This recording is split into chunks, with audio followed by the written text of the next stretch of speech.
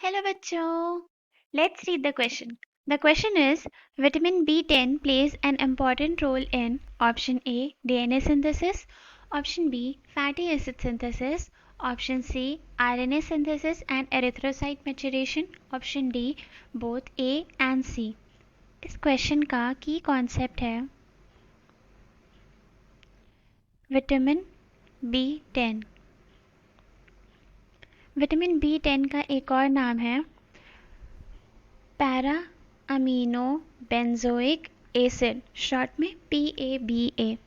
Para amino benzoic acid या vitamin B10 ना तो एक विटामिन है ना ही कोई एसेंशियल न्यूट्रिएंट है।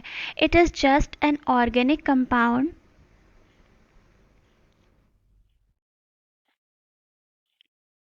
which is a part of vitamin B complex।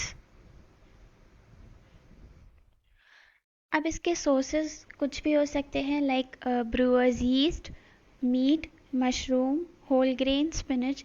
इन सारी चीज़ों से हमें विटामिन B10 बहुत आसानी से मिल जाता है। Let's talk about it's functions.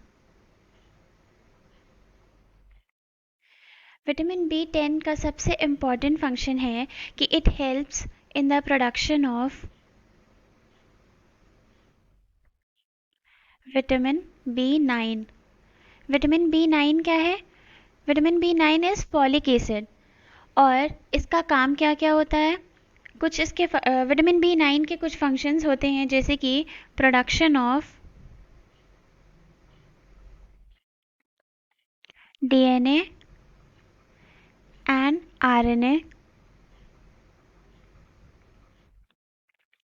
Also vitamin B9 क्या करवाता है? Production of RBC,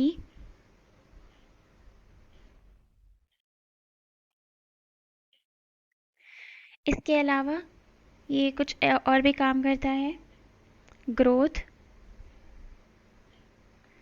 replication of cells and tissues,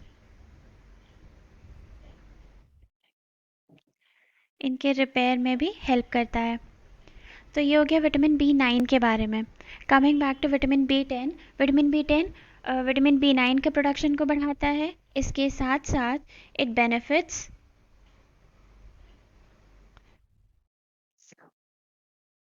skin and hair.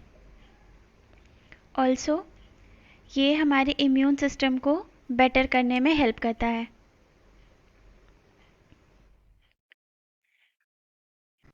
And vitamin B10 की डेफिशिएंसी से हमारे इम्यून सिस्टम पे काफ़ी फ़र्क पड़ता है। इसके साथ साथ न्यूरोलॉजिकल और डाइजेस्टिव डिसऑर्डर्स होने के काफ़ी चांसेस हो जाते हैं। और क्योंकि ये विटामिन B9 के प्रोडक्शन में हेल्प कर रहा था जिसकी वजह से RBCs का प्रोडक्शन हो रहा था। तो जब विटामिन B10 की डेफिशिएंसी होती है तो देयर इज़ ऑल्सो सीन कि कभी कभी मेगालोब्लास्टिक एनीमिया जैसे डिसऑर्डर्स भी हो जाते हैं। Now if you see the question again, vitamin B10 plays an important role in, हमने देखा कि vitamin B10 vitamin B9 produce कर रहा था जिससे RNA और DNA और RBCs का प्रोडक्शन बढ़ रहा था, which gives us the answer DNA synthesis, RNA synthesis and erythrocyte formation. RBCs are also known as erythrocyte. Fatty acid synthesis में इसका कोई रोल नहीं होता है. So the correct answer is option D, both A and C. Hope you understood the solution well. Best of luck.